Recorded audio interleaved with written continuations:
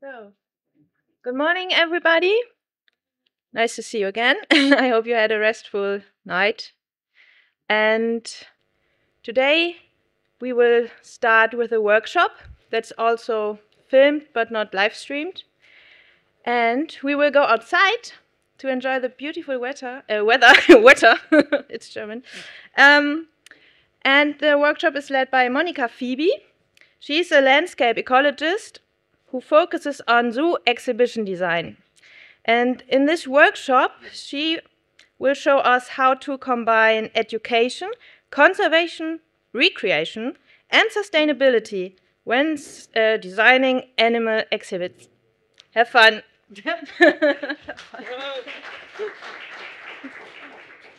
Yeah, good morning, everybody. Welcome to the exhibit design workshop.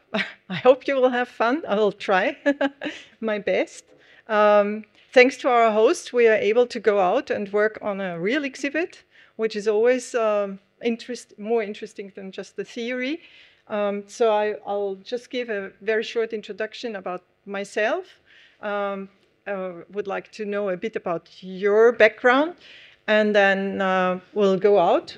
We prepared clipboards and papers, like something to fill in, and a rough plan of the exhibit, just a layout. And we'll meet the head keeper, I think. Yeah, that we can ask about certain things. So it is really authentic. The plan is, or my plan actually is, to have a morning session of 1.5 hours and an afternoon session of about 2 hours. And in the morning, I will basically introduce ZooLex to you. And in the afternoon, I would like to introduce principles of exhibit design. And then we'll go out again and do a SWOT analysis of the same exhibit. So with a different mindset. In the morning, we'll just go there, see what we find, and try to describe in detail what we find. And in the afternoon, we'll do an analysis based on some principles and concepts that I want to tell you. Okay, yeah, these are the two parts. So about myself, I'm a landscape architect and zoo designer. I got this idea to become a zoo designer about 35 years ago. I had bad experiences with zoos in my childhood, didn't like them, and by chance visited Singapore Zoo during my studies of landscape architecture, or towards the end. And there was a sign, "Did you notice our landscaping technique?" I was like, yeah, that's my thing, because I always wanted to do something with animals. So I thought I might go into this field. There was no field like this in Europe. So I applied for a scholarship, went to the United States and learned a lot. Got to know John Coe, who is the first who called himself a zoo designer and became my personal zoo guru, good friend. And couldn't work in this field, of course, because there was no field. And decided to go into something similar and decided for traffic planning and road construction. You will think that's weird, but it's quite similar. When you think about an urban street, you have different user groups with quite conflicting needs, like pedestrians, bicycle drivers, car drivers, truck drivers, public transport, and so on. And you have one project that has to accommodate all these needs. So in zoo design, you have partly conflicting needs of animals, keepers, visitors, not even talking about veterinaries, management, marketing, blah, blah, blah. And you have one project that has to accommodate these needs. And there are other similarities too, like drainage, good logistics, etc. So after several years in road construction, I applied for another scholarship, went back to the United States and did my thesis on developing ZooLex. Because I found that there is a lot of repetition and copying bad things and reinventing the wheel, and not a good resource to do otherwise. So I thought there should be a publication on exhibits with in-depth information about these exhibits. And thanks to my husband, this became a database at times when people just started using email. So it wasn't easy to sell. Nowadays, it's a non-brainer to go online, use a database, use online forms, and etc. So luckily, nowadays, I get submissions from zoos that I've never visited, people that I never met. So this was actually the goal I had when I started it. It was online from 2000 on. So brief question, who visited this website before this conference? Okay, so about half of you. I'll introduce the most important parts of it, which is the gallery, because this is where the exhibits are presented. We actually have 315 animal exhibits from 145 zoos worldwide online in the gallery. So when you go to the gallery, you can scroll down and click on any of those, or go through the pages, or search by a keyword, animal species, or whatever you want. So let's look at the latest one, let's say, which is from Roslov Zoo, the golden takin and Philippine spotted deer exhibit. And since it's a database, it's always the same format. So on the left is the text, starting with basic information about the zoo, the species that are kept in this exhibit, a description, its size in text and in a table, its cost, opening date, who was involved in design and construction, which is an opportunity for our sponsors to showcase themselves, the local climatic conditions in standard diagrams that are explained when you use the link, a section on plants, why they are used, which ones are used, the features dedicated to the animals, to the keepers, to the visitors, the section on interpretation, on management, research, conservation, and local resources. And on the right side, you have a series of pictures of the exhibit and the educational features, the back of house features, etc. We don't publish advertisings. So we don't publish exhibits that don't, or exhibits from zoos that don't want to show anything from behind the scenes. That exists. Disney is one of them, but Disney wouldn't publish on ZooLex anyway because Disney is Disney. But I was told they really like the website, but unfortunately they cannot publish on it, which is nice anyway. Yeah, and it starts with an overview plan of the zoo, where you find where the exhibit is, and a site plan. So in order to create this, there is a template on the service.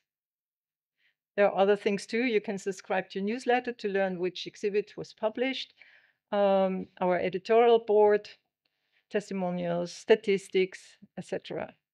And the template looks like this, and you will get one of those when we go out.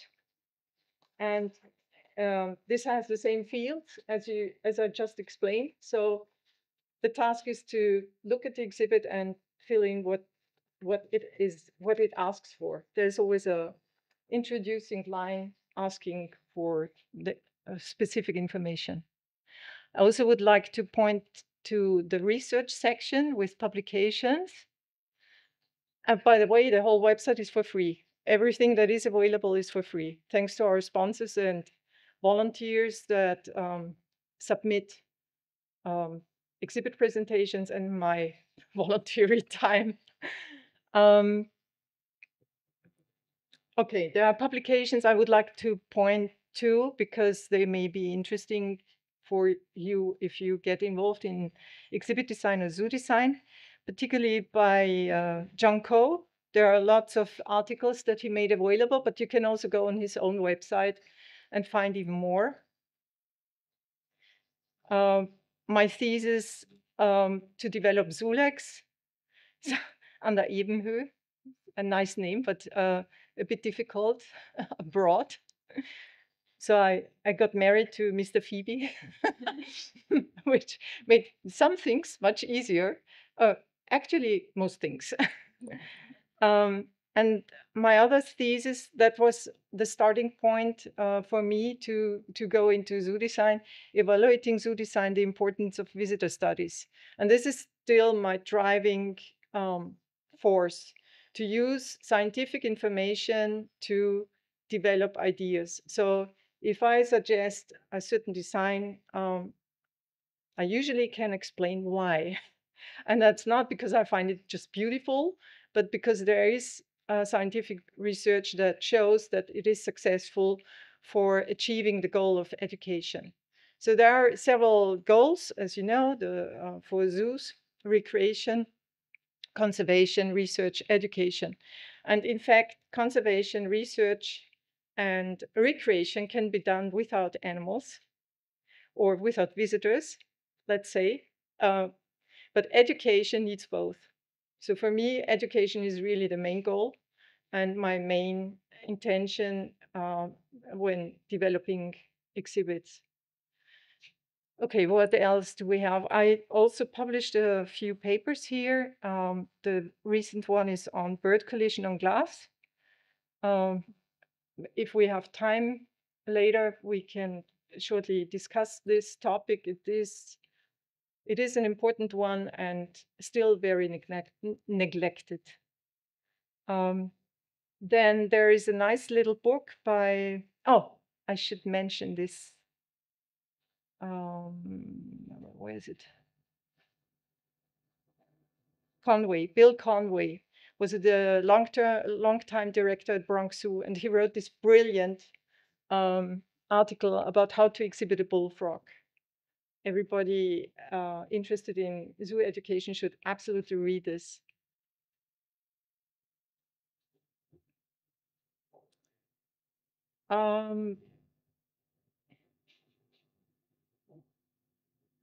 That's quite interesting, a series of articles by Christian Swabig about mixed species exhibits. And where is he? Oh, yeah, that's on the references because it's a book. Wolfgang Salzert wrote a really nice little book about making zoos attractive, 2 basic rules of exhibit design. They're based on my little book or thesis, Evaluating Zoo Design, the Importance of Visitor Studies. But it's really nicely condensed and wonderful pictures that illustrate the ideas. Okay, Eric van Vliet also wrote a nice book.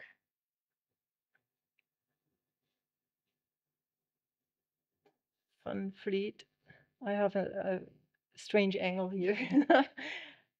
Exhibiting zoo animals. So those are my recommendations at the moment. I would like to know from you, and please raise your hand for yes, who has ever been involved in an animal exhibit design in a zoo? A third, not too many. So it will be a new experience for most of you. Okay. And who has still fun using pencil and paper instead of typing? Wow. These times are gone. So not too many, but those few that really still enjoy using a pencil, I would like to ask to use the clipboards and the papers, because we will try to have groups of 2 to 4 to make things more interesting, because you can discuss and it's easier to organize when we go out. And those that have some experience, please don't cluster in one group, but yeah, join various groups. Okay, I think we are ready to go out. We have time left, but not too much. Why not go out? Why not go out? Exactly. Okay. Wenn teile diese Dinge hier. Yeah. Ring-tailed lemur enclosure that is over there, but it is attached to the red-ruffed lemur exhibit here. So you can either enter here and go through to the other one, or enter there and come back here. This is the basic layout that we'll see there. And while we walk along, you can already peek in. We'll see maybe the red-ruffed lemurs, maybe not, because it's still cold. But I will make a short stop when we reach the... Bitte? Ja, das habe ich gefürchtet. Ich habe ein Mikro, aber nur für die Kamera. Ja, müsst ein bisschen weiter vorkommen vielleicht.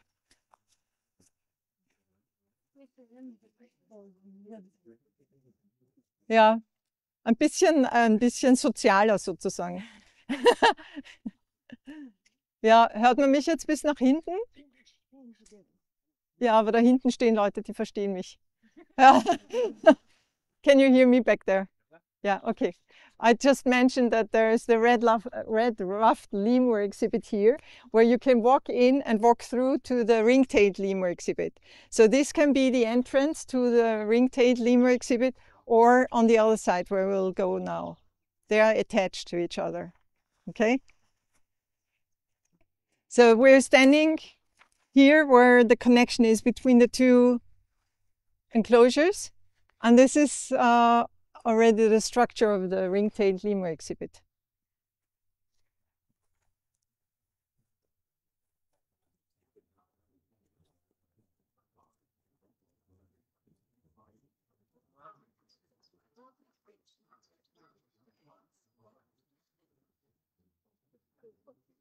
This is probably an old exit or entrance that is hidden behind the straw mats.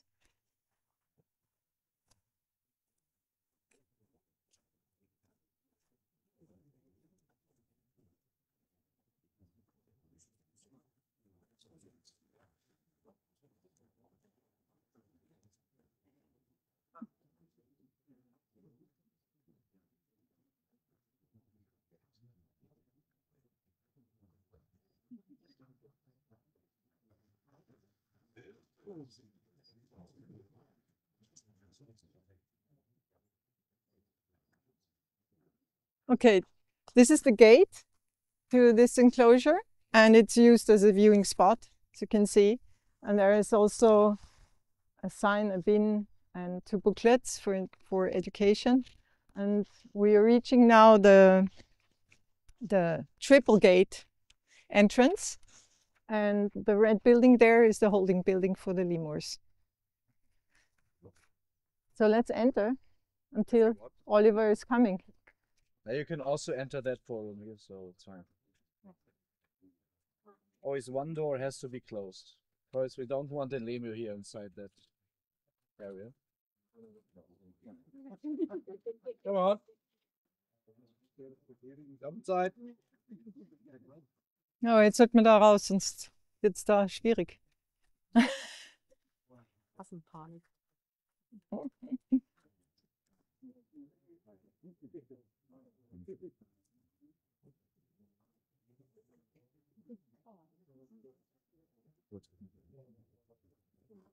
Okay. Gut. Wir hätten eigentlich auch alles schon reinkommen.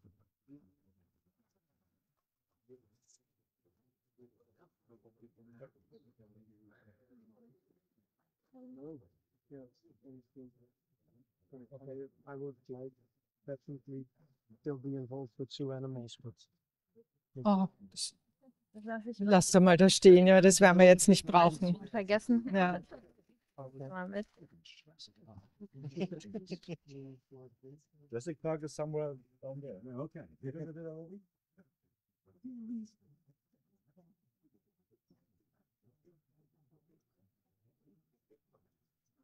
Okay, so we all entered safely the triple door system. this door actually has an electric lock additionally to the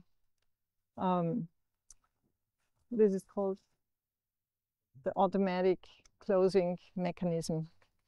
Whatever. Okay, this is the holding building, and full in morning sun, as you can see. So the lemurs can sit here and sunbathe in the morning. There are 2 sliding gates, but one is usually closed. Oh. Ja, aber jetzt geht's, glaube ich, ganz gut schon. Ja. Eingeschalten ist es nicht, oder? Doch. Ist es eingeschalten? Ah, da muss ich näher ran. Ja, verstehe. Okay. Ja, passt schon. Okay, so we are at this point here. There's, as you can see, when you turn around, there's one path through the whole exhibit. And there are all kinds of climbing structures. And we'll stay in here for a while until the head keeper is coming. And I would like to ask you to fill in the template as much as you can. And then things that you can't see but need to ask, we'll ask when he's here. Okay? Pardon? The drawing, you can draw or write on the drawing as you want. If you prefer to write on the drawing, it's fine. If you prefer to fill in the template, both is fine. Invited to take care of both already. It's personal preference. Sometimes it's easier to draw on a plan because you can use the spot and don't need to describe where you find something. For example, what's interesting is ropes that cross the path, because at times this can be very crowded. This enclosure can be very crowded, but people are of course restrained on the path, and the lemurs are not shy, but they have the option to cross the path over the heads of the visitors. So yes, please look around what you see and what you can fill in, and then we'll wait for the head keeper to ask more questions. Okay. Thank you. I have a question. It is more Sure. of the What Mhm. about video games like Planet Zoo? What do you What do you know the video games Zoo Tycoon and Planet Zoo? sure. Have you heard? Yeah, sure. What do you think? Because when you asked, do you have experience in the Yeah. enclosure designing? I would- Yeah. Oh, I play. Yeah, it's a game. It's a start, but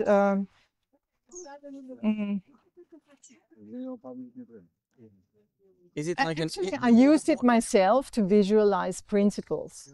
Yeah, yeah. I But- was wondering, is it yeah. can be used as a tool to kind of just at least put some pieces together Yeah. and see how it would kind of look? Yeah, it can be used as a starting tool. Yeah. Yeah. Okay. Yeah. Okay. I know But it doesn't replace true architecture and design, but yeah. Architecture is another thing too. It has a tendency to stay flat, Yep. Yep. and that's a bad thing. Yeah. Yeah. Yeah. So it has its constraints, design-wise. But that's true for every tool. Even AutoCAD has its constraints, and you can tell that people are using AutoCAD by the design. Mhm. So it's interesting, but people tend to, of course, to design according to the tool they use. Yeah. So And if you always use at the one time- tool, you get limited and Yeah, so exactly, by the tool use. Yeah. exactly. Okay. It was interesting. So I- it's good to use different tools and to use imagination first, and then try to use the tool that is suitable. Yeah. No. Sure.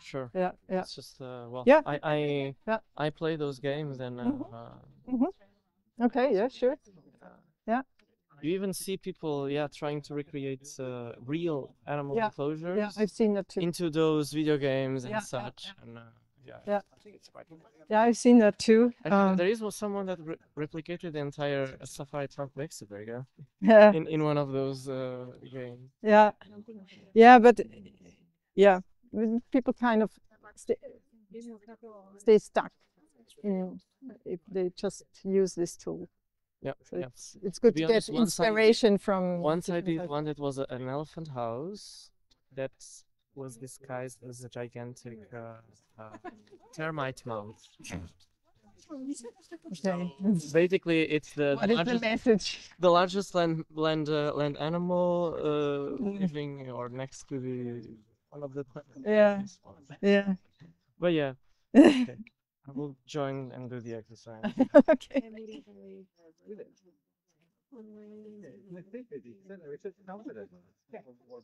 Is that millimeters? You can ask me a few things too if you want.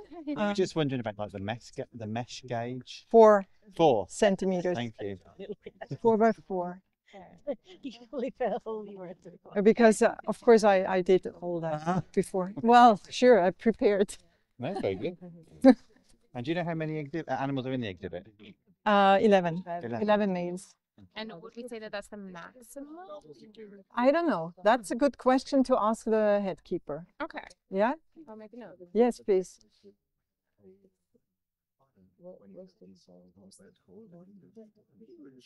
If you want, you can ask me too for specific things because I did this task.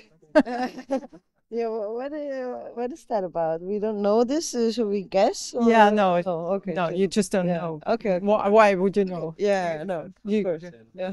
Only what you see, Okay. Only one. and the rest will ask. Okay. Awards print. I don't see any awards. I think it's a Okay. So I guess here we don't know much. Common name. 11 males. Ah. just males. Yeah.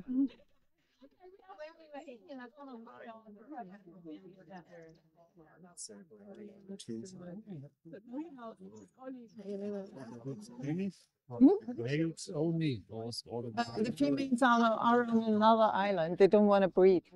But it's a question why they don't breed. I don't know. Okay, the goal, one goal is to have direct contact ability. We can walk to the other side, then you don't look into the sun. Yeah. So easy to be like. Do you know how many animals there are? 11. 11. Okay. Mhm.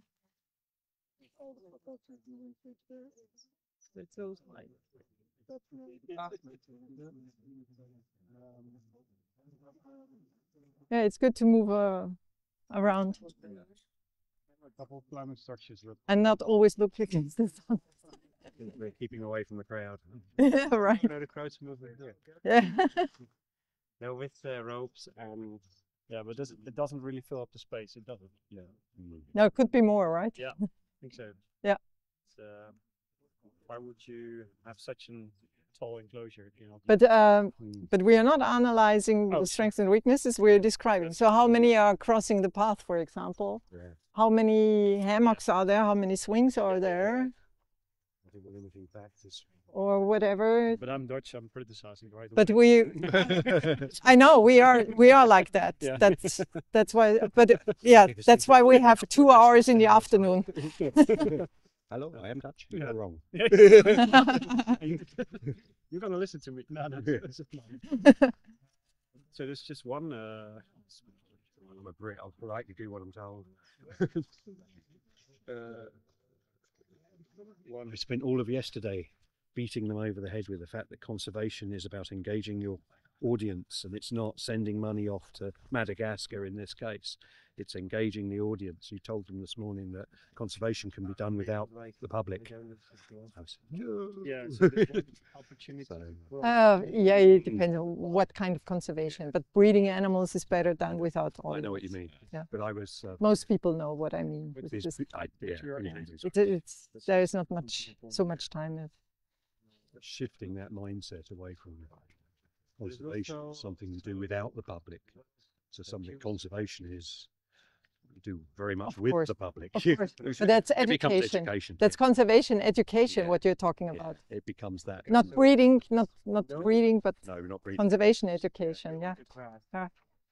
Right. It's very interesting that Well, the deadline of the morning is always a criteria for regular ladder. A lot of people think if you do that. I don't know how you portray something that's high up on a bird's eye. For the this is so specific. I also have a strong passion for zoo design. I think it's amazing when you design a good enclosure. It kind of it's like you can make it into a story that you tell to the people that visit. Yeah. You're a fan of Eric van Vliet, right? Yeah, I already met him because you mentioned that, and he's a storyteller. yes, and I kind of have the either as a minor or on the Sorry, yeah. Go ahead. Question. We were wondering whether the holding area. In your house, is that an animal feature or is it a separate thing that we talk about? It's a general feature, but it is also an animal feature. So you'd put it on the general description and there. Either or. Either. Right. Okay. Thank you. Yeah. And when you draw the exhibit, do you draw it from the bird's eye view or kind of like a 3D? Every side, Every- if possible. Okay, but for this. So actually, when we go out, I would like to go for a short moment to the back side. So you got this view from outside, from this side, and then from the back side too, because you can see there is viewing from this side as well. Okay. I'm trying to figure out where the home is. Because it's currently, no one would know Yeah. what this is. At I mean, that plan view, of course, is very simple and not easy to read for everybody. So it's not ideal, but it's still the easiest tool to start with. Yeah, no, it makes sense. Are there kind of generic symbols for certain structures or materials? Nobody's gonna be in Yeah, there are, but they are globally, they vary. Okay. even though So So, just use matter. what, yeah, it doesn't matter. No, that's not part of the exercise too. Okay.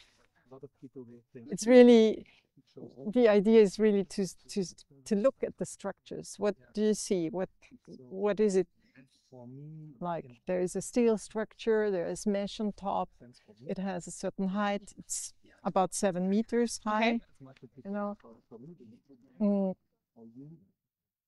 There are mesh fields, you can see. Yeah. Mm-hmm. I'm not so sure. And there are the dead trees Yeah. and all the ropes. And then there's a paved path and these, we call it knee rails. Okay, knee rails. Yeah, Knee there are rails. handrails this high, and these are knee rails. Is that to be more kid friendly or? It's statically easier Okay. because the higher, the more stable the Right. foundation needs to be, Okay. and it allows to sit on. True. Yeah. Do you know if there's a reason why there aren't any live trees or plants in here? Would they get eaten? I don't know. Could ask. I mean, lemurs really like to eat plants, yes. Yeah.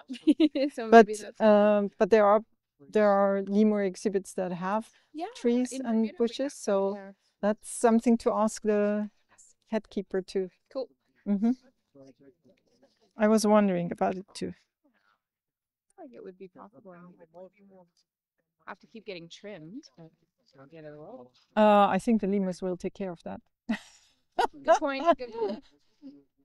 But yeah, I kind of have this long-term dream of opening my own zoo one day. And Wow, once I okay. shared this with Eric Mm-hmm. via Facebook, and so he invited me. He invited me. No, I literally asked him, how can like an ordinary person like open a zoo? And he invited me to go to IMZRCB Zoo Sure. to meet him. Because it's a private zoo and he knows it very well. Yeah, and he basically showed me all the old plans he had of a little zoo to open in South Portugal. He even had like the list of the cost of it still in the old currency and so on. And he told me that unfortunately the thing didn't go ahead. Yeah. I had a few such projects going on. And So it's I not. spent the whole day talking, and I showed him my ideas, and I even have some drawings of enclosures, etc. I did, etc. for my idea for a zoo. You're based where? I'm now in Utrecht, but I'm from Portugal. Right. And where in Portugal? In Lisbon. Ah, okay. But if you would have your own zoo, it wouldn't be in Lisbon, but somewhere else, right? Like outside of Lisbon. Yeah, like the You don't want to 1 hour compete. Something like that. Wouldn't be competition because the concept of zoo would be Would be different totally than different. Than a city zoo. Of course. It's like Opel, Frankfurt, or That's true. Antwerp, Lankendale. True. It would be different an addition. concepts. Yeah. Yeah, maybe we can talk about this at lunchtime. Yeah, I hope so. It'd be amazing. Actually, I have some of the drawings in my computer. Okay. Guido hat noch geschrieben, das sind afrikanische Götter von Madagaskar. Afrikanische Gott, also ein Gott, der kopiert ist. Von Madagaskar, danke. Ja. Hat sie anscheinend Fabrizio gefragt. Aber Ja, super. ich weiß jetzt nicht, ob er die Info so wahrgenommen hat. Okay, Auf jeden Fall hat sie das geschrieben. ein madagassischer Gott. The statues are African gods from Madagascar. Ja. Mhm.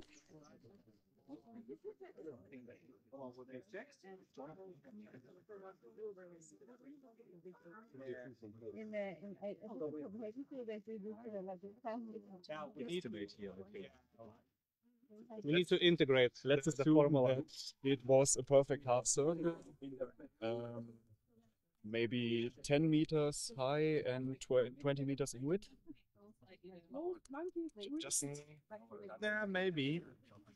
How is this going along? We're talking about Volume calculations. Oh, about 4,000? What do you estimate? The area 1.5k square meters.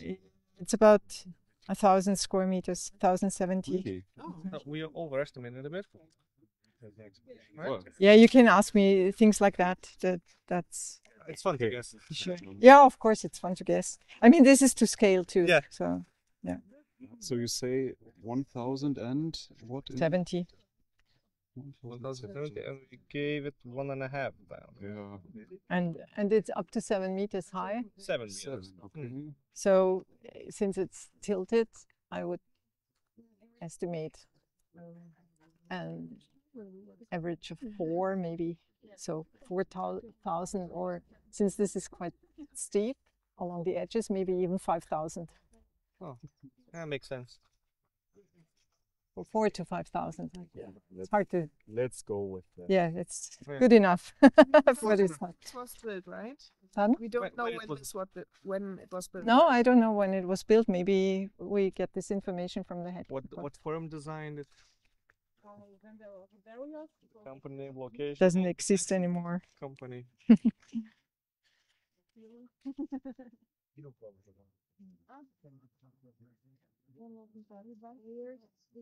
Climate. So in the afternoon, we talk again about this enclosure.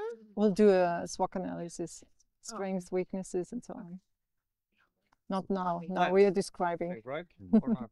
Yeah. So I mean, We can't say any of those probably. the exact dimensions here for No, that's meters and stuff. just leave it. It's not so important at the moment because if the overall area is 1,070 square meters, then the dimensions are probably like 20 by 50. right, Okay. Yeah. We 51 by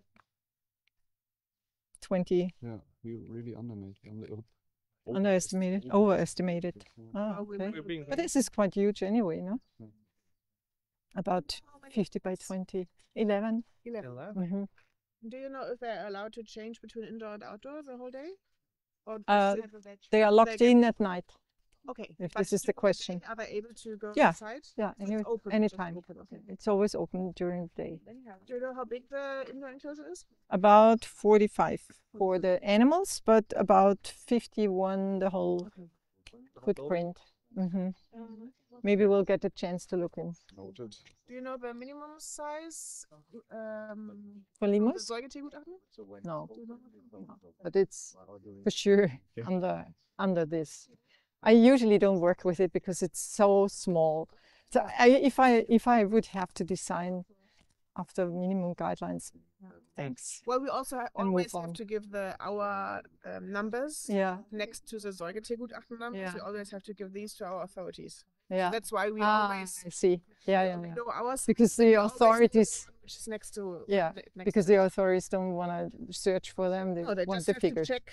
It's larger. It's larger. Yeah, but they don't check the original source. They check just your numbers.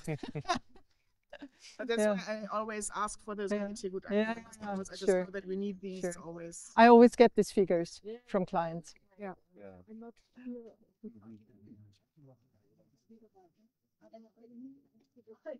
How is it going along? Can I help? It's going. Can I help with something? We just have a lot of questions that we don't know how to answer because, like, measurements and sure. No, this is not for now. Yeah, I don't know. So next was keepers in charge of the exhibits. Do we know what it is? No. Well, there's a door. Antelopes. I don't know if they use it. Yeah, my question was if I don't know. We'll see. The big door, if it was used for some technical part, like if you want to put a machine here inside. That's for the gate. Yeah, the gate is meant for that. Yeah. But during normal visitor hours, the visitors come through here, right? Right. Then do they use the gate for any? If they need to do some kind of work here inside? Or? I guess for maintenance. Yeah. For maintenance work outside of visitor hours. Yeah. Ich glaube, sein Auto hat er gerade hinten geparkt, also der braucht noch 2 Minuten. Okay. No, because it's 3 meters.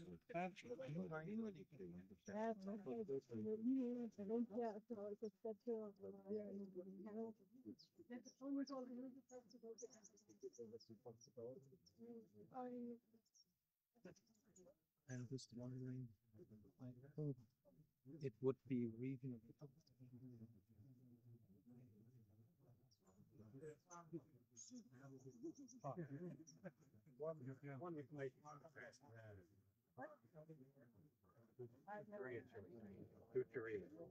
And means Canada goose calling sound. Yeah, one. Identification sign. Oh, here it is. Yes, there is one. There is one. Yeah.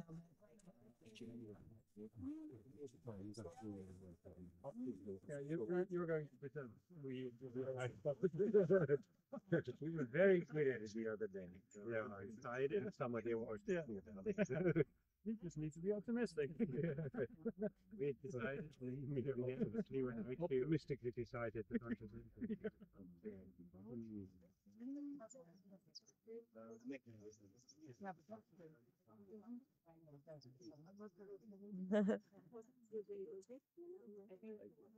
Also sehr viel von denen konnten wir nicht beantworten. Ja, das aber das ist klar.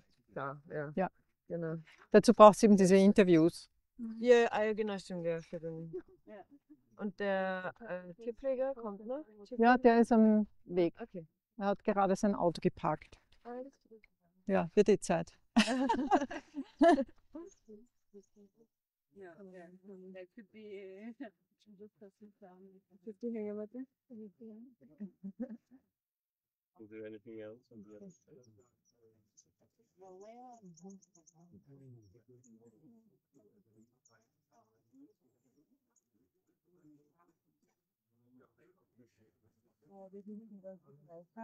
No, it's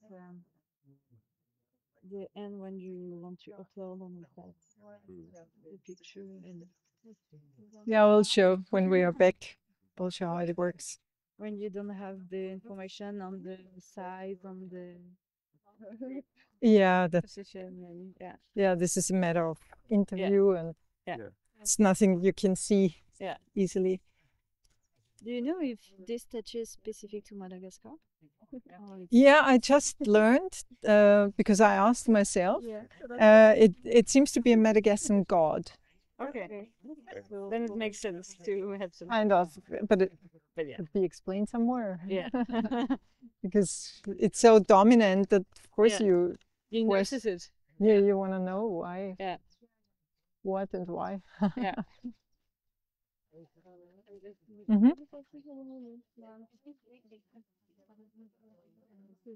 So that would be somewhere under interpretation, Like I guess. like the Local resource is meant locally to here, like using local resources to build and maintain. Yeah, that kind of local. Yeah. Okay, so I And understand that. So it could be like wood from the area. exactly. Yeah. Hopefully wood from the area. Yeah. Okay. Efforts to involve local people. You were thinking Madagascar and include local resources in the design. Conservation. Yeah. Yeah, this is kind of conservation of resources.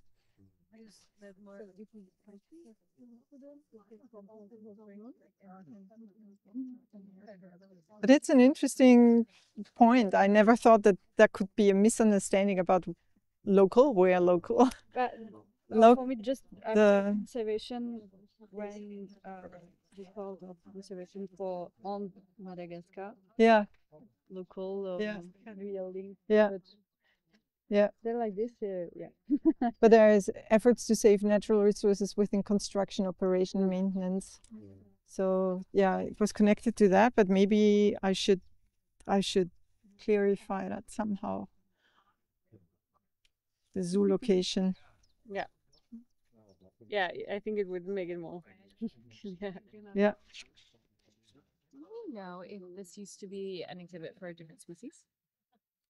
I don't know. That's another question for the main. You got a few really good questions, and I was going to ask you, but you're making notes. You're making notes. That's great. So I will ask you to ask him. I'll be the annoying one. Yeah. Ask Oliver Kant.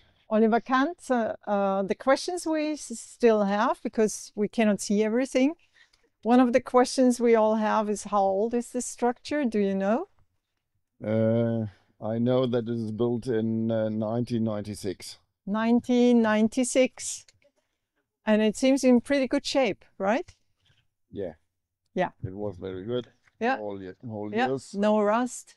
It looks really good. Good, well maintained. Yeah. Yes. Okay. And we got a few really interesting questions. Could you come forward, please? Sure.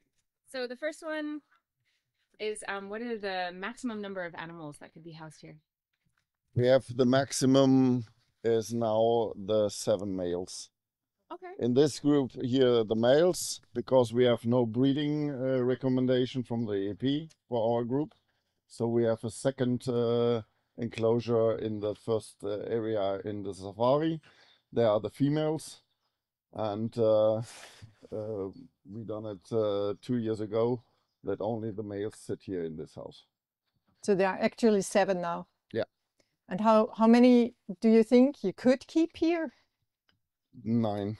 Okay. About 9. 7 to 9 is for this house now in this moment.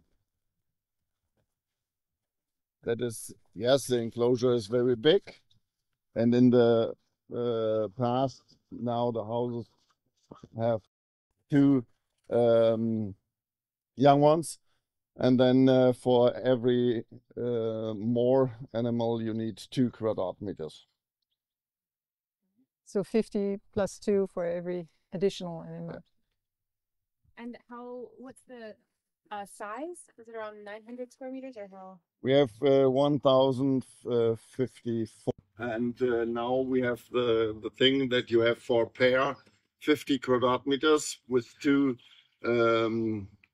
young ones, and then for every more animal you need 2 quadrat meters. So 50 plus 2 for every additional.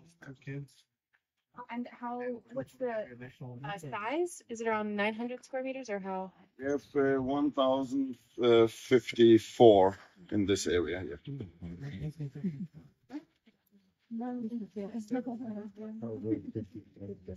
And do you know an estimate? 1,000. How much it costs? It was not an apartment. This area was. Can we have a look into the building, maybe? Yeah. I guess Okay. we'll kind of fit in there, but maybe we rotate it out. Yeah. Another question. This door over there, is it used? No, it is an old door because we have a second enclosure behind there where the Chiladas was, and it was an Schleuse Yeah, it was connected. for the next area. Yeah. So it was connected by this door, but it is not in use anymore. Yeah. And the gate, the double door system back there with the straw mat, is it used when there is maintenance work or something? No, that was in the past. We have here guarezza in this area, and that was that we have around here only for this area because the one of the red Vari was built in, let me know, 2006. And then the two were attached, and this exit was closed. Yeah. Okay.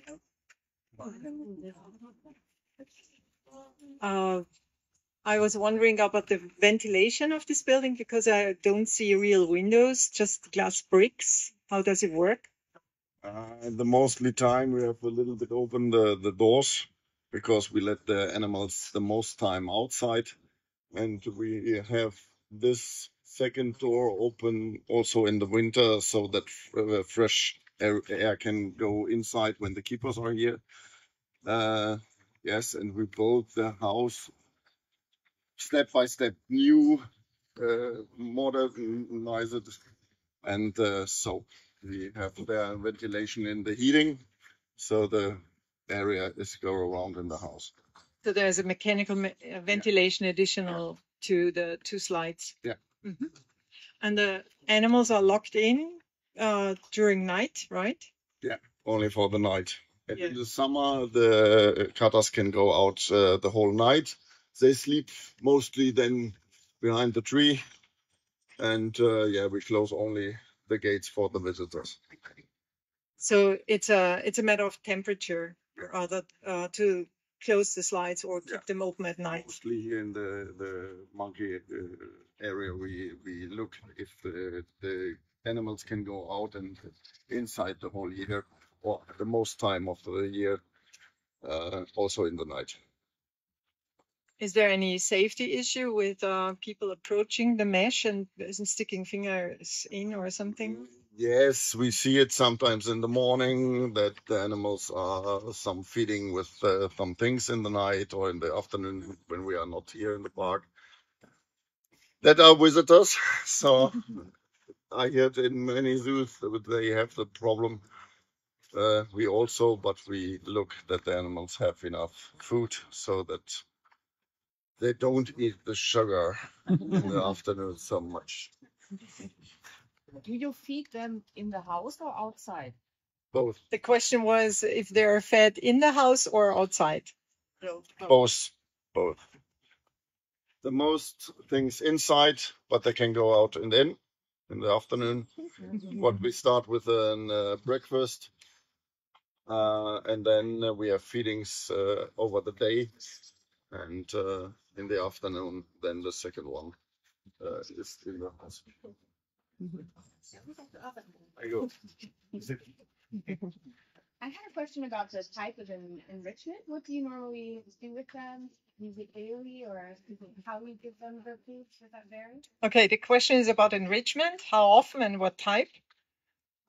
We do it when the keeper have the time. They do some things with feeding or something. We have with a biologist that we look if we have enrichment for the cutters. And now this year we want to start with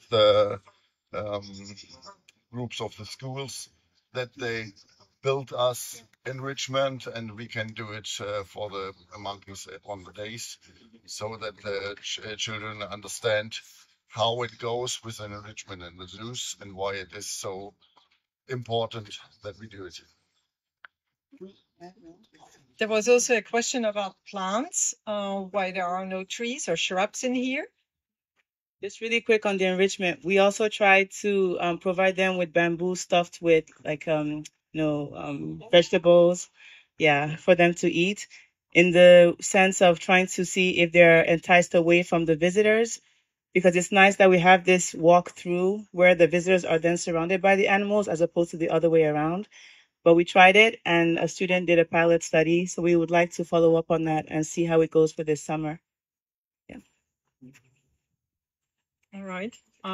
Yeah, planting the exhibit with trees, shrubs, and herbs and grasses. Yeah, that is the problem when we start with this area. We have the guarezza here inside, and all trees are in the year are going because the guarezza eat the plants, and so we have this problem. We started in the last years to put bamboos here in the area, but we see that young bamboos, the cutters killed also. And so we plan now with our gardeners that we look one part if we plant with trees, now young trees, which are not so interesting for the cutters, but we want to build it in both sides. Cutters love the sun, so we let some part as sun area and then some trees here inside.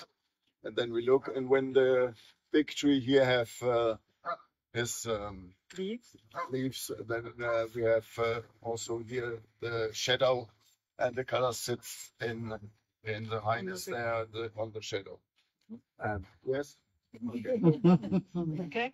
I I don't know the natural habitats of the moors, I guess from Madagascar in this case.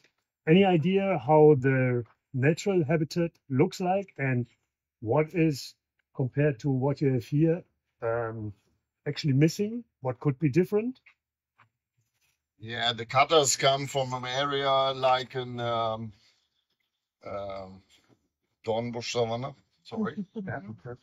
Kind of savanna. Yeah, kind of savanna with and they are on the drier area in Madagascar. But the Wari and some of the monkeys are live in the tree areas of Madagascar. Sorry. So interested, and I found that they are pretty flexible in the use of different habitats. And their preferred habitat seems to be the canopies of trees along rivers. But this is a habitat that is, of course, attractive for everybody. And I'm saying everybody because I mean particularly humans. So they, I guess the fact that they are in dry savannas nowadays is not their preference, but their retreat. Okay. Any other questions at the moment? Is it also allowed to ask something about the social behavior? The social behavior of the animals? Well, in terms of, I mean, you said 2 years ago you actually had them together, males and females. Yeah. So you separated them 2 years ago, but I guess if you say so that they were together, that's in the natural habitat, their usual, let's say, living together. So how could you see, or can you see any effects on separating them after 2 years? Yes, we can say that we have in the past 1 male and 3 breeding females. That was the group we have to start here in the park, and then mostly of the animals are breed here in the park, and we change one time the male. The males have more freedom here now because the females are the dominant in the group, and when we have the breeding time, it was sometimes stressful for the males. Which one is the breeding male? His son say, no, you are too old to go by side. The females don't want the young males. And so we see, yes, both groups are now a little bit in freedom. Relaxed because we have also by the female no problems, not with going out of the area because the other area is an island. And the males, yeah, they have the visitors. They are relaxed between the visitors, and we have no accident with visitors with the male that they want to bite or something else. So it is very relaxed, and for us, an easy situation that we can say for the EP, okay, our group is genetic very much in the EP, so we can say, okay, we have breeding stop in both groups. We have no young ones, and the EP have no problem to get the young ones in other zoos. No woman, no cry. Okay, one question about the building, since we probably can peek in, but not all of us at the same time. There seem to be 3 compartments for the lemurs. Is this a kind of leftover from previous times, or is it used as 3 compartments? Because most of the times they seem to be connected, right? They are connected together, but the house was built for the Guarezza. There was also that they have the 3 boxes. And in the past, where we have not so much area for the cutters, we have also the whitehead marquee in the house. So they have 1 box, and the cutter group have the other boxes. And then comes the change where we have to do something for the area in 2040, when we have to change and build bigger houses. So we say, okay, the marquees are going out of the park, and the cutters have the whole house for them. Okay. A question that I've heard a few times, was this originally built for birds? No, it was the whole time for monkeys. Okay. I can say what the past was. It was the Golubus, it was Hanuman, and then the cutter. Thank you very much. I think that's it for the moment. So if you want to begin, I guess we have an opportunity now. Can you explain once more what is happening in 2014? Why is that the date for? From our officials in Germany, we have changes in the holding of animals. Not 2040, but 2024. No, 2014. 2014. 14. Sorry, 2014. There was Sorry. a change. In 2014, there was a change in law, Yeah, okay. guidelines. I understood 40. Yeah. 14, I know. 40. Yeah, there was a change. Yeah. So With higher standards. Yeah. That's required to heighten the building and Height in the building and have 50 square meters at least. And that was changed by some animals in Germany, not by all. And so we have to look how can we change some things, because this area of the red vari was built for other monkeys. But we have to say by this house, okay, that the vari go inside as pair and or as 3 group, and they are old, and we can pick them in this area from the EP. So we have to look which animals we have to change, or if we have time and that we change the house situation for those animals we have in the area. Is this whole area here only for the cutters? Because you mentioned other monkeys, but this was before. That was only before. Okay. This was before. This aviary from 96, right? Yeah. 96 has seen different species already. Yeah. Okay. Thank you. Time, so I'm not quite sure if we will go out or not. Depends on how much time you want to spend, because if I should fit it into the schedule, we don't really have time to go out. Okay, so we go out. Okay. Still, I need to do this introduction to give you allow you another view on the same exhibit. Okay. The microphone is here. Yeah. Okay.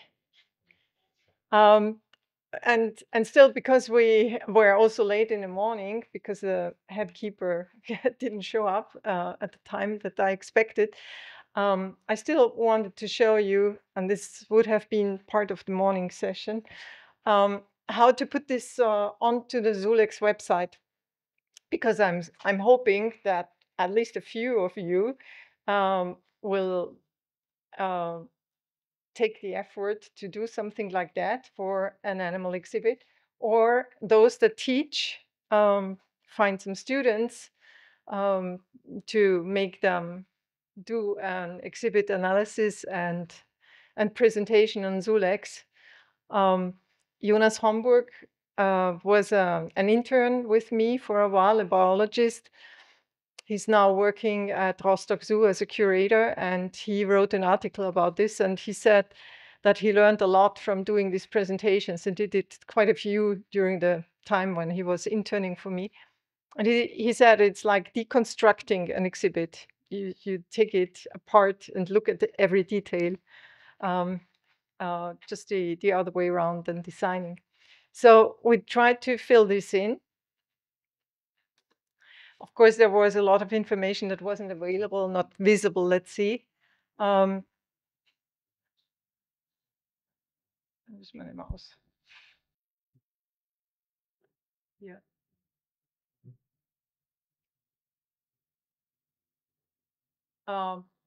I filled in quite a bit here to show you how to copy paste it into the website.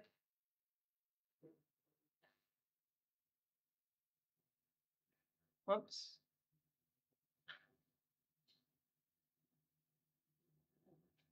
Okay. So when you go to the gallery, there's a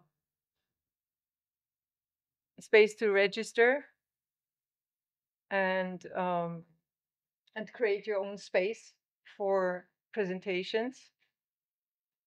And I prepared this for this exhibit.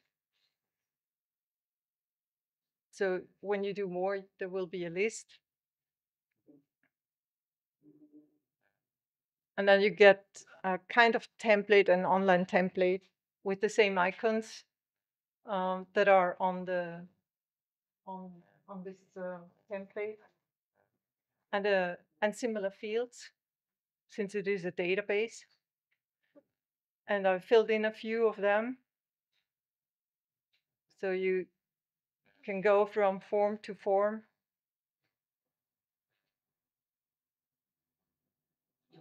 And fill in. So let me see if I can.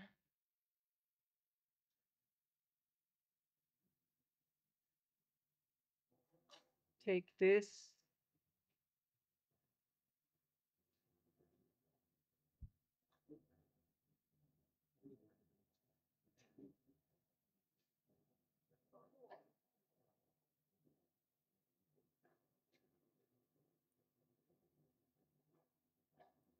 Okay, so not a big magic.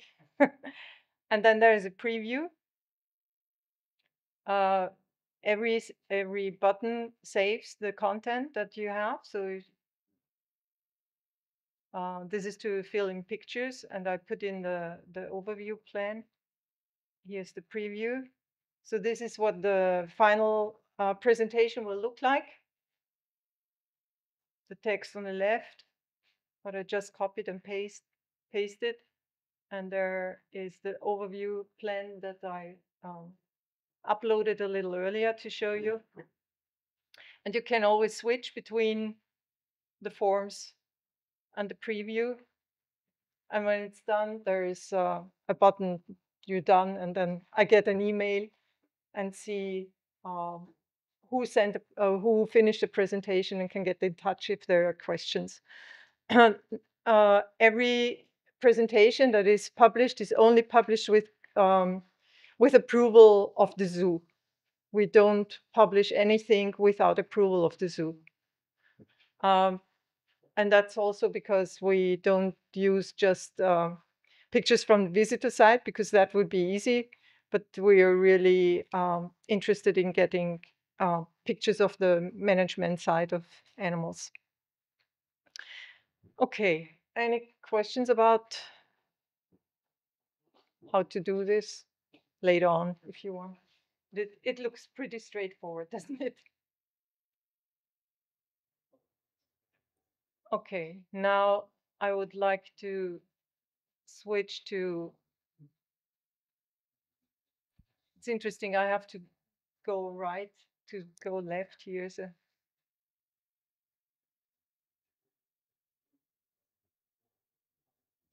Okay.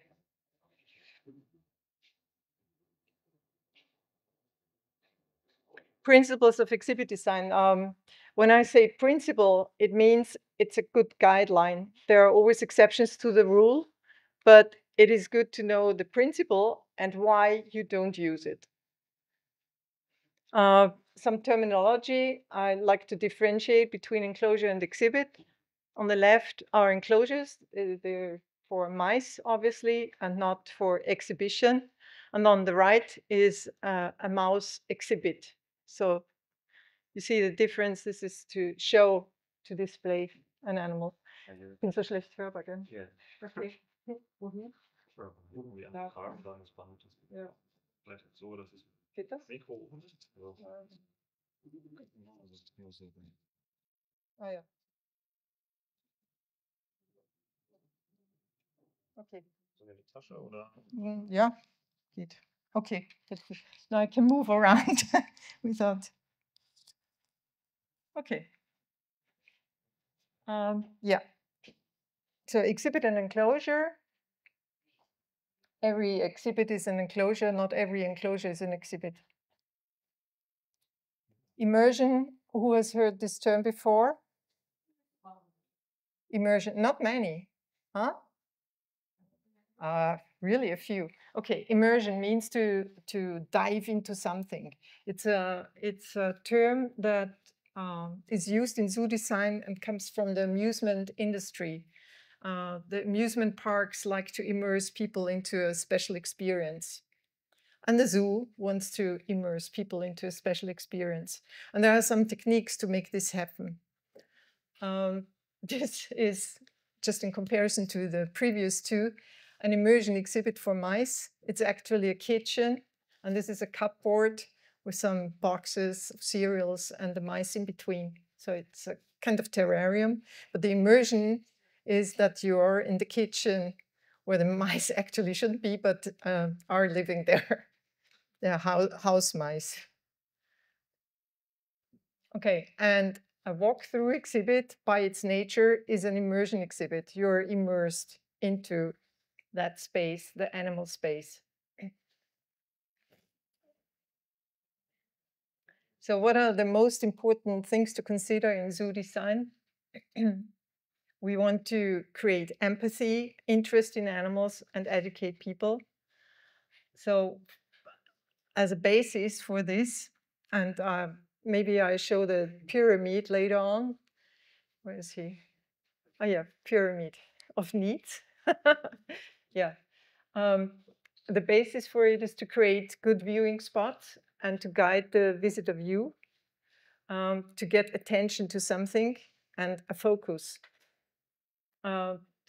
We also need to ensure good light exposure for staging the animal. It doesn't help if we can't see the animal or see it in counter light or something like that. Something to consider.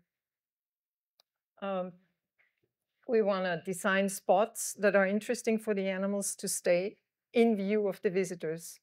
It's not that the animals always want to hide from visitors. That's not the case. Most zoo animals don't care much.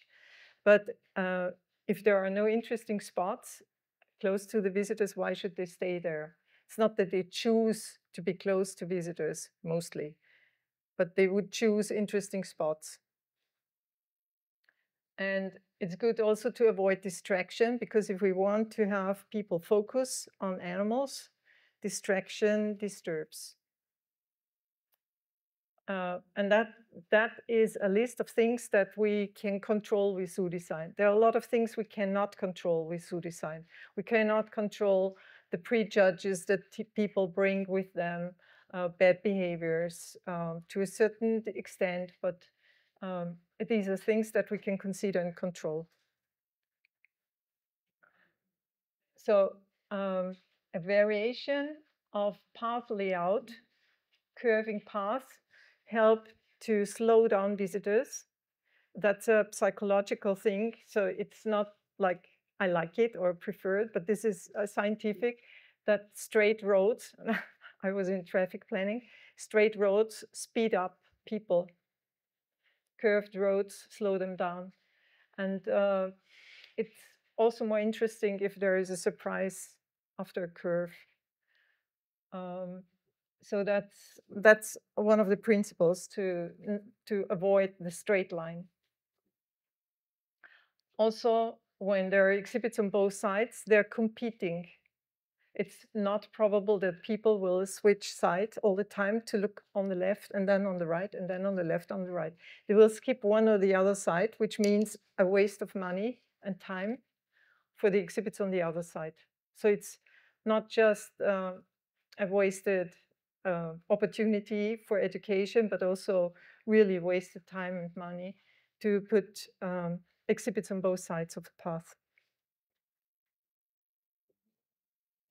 So as you see here, curves and plants, just making curves doesn't help too.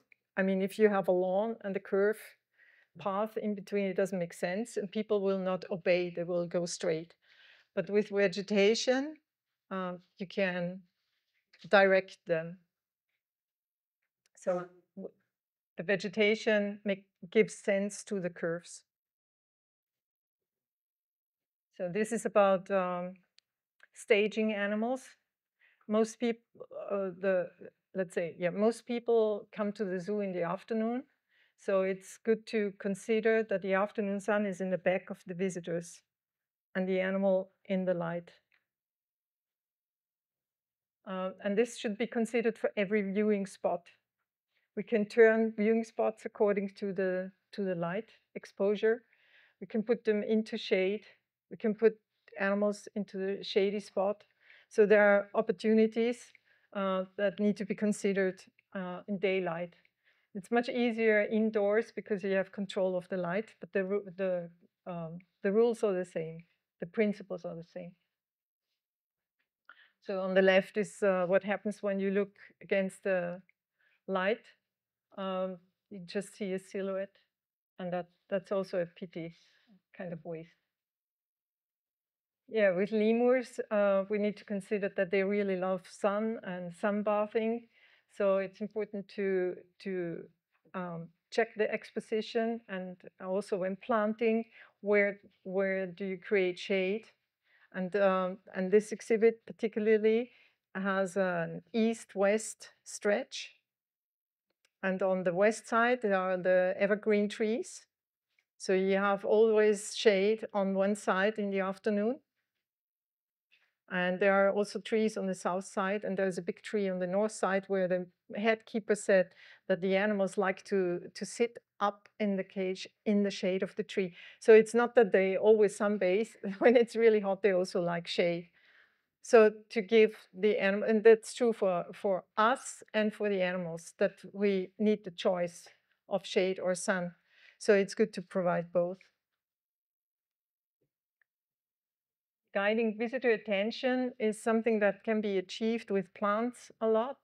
Like I was talking about competing exhibits. So if we consider the plants, we can have exhibits on both sides, but we alternate the views by providing specific viewing points and planting off the rest. And planting off means not a hedge of 1 meter, but really to eye level.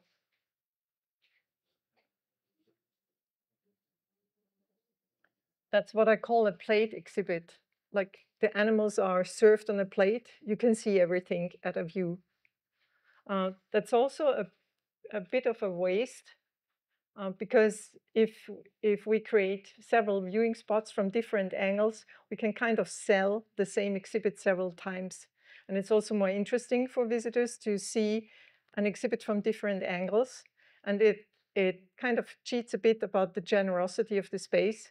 Because if it's well done, you don't really know how large the space is when you only see small parts at a time.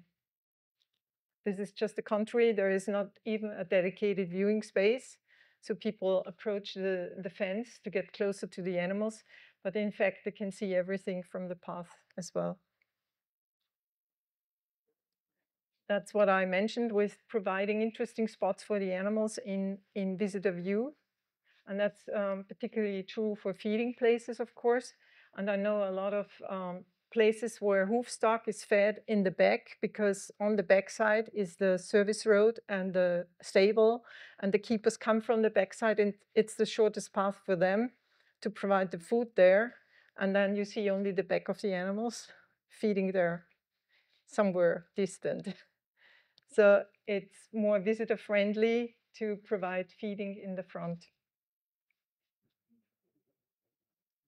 And the principle of borrowed landscape is quite interesting, to create generosity and also block views of things that would distract visitors. So what I'm trying to show here is, in the front would be a visitor path, and we have the view into the animal exhibit.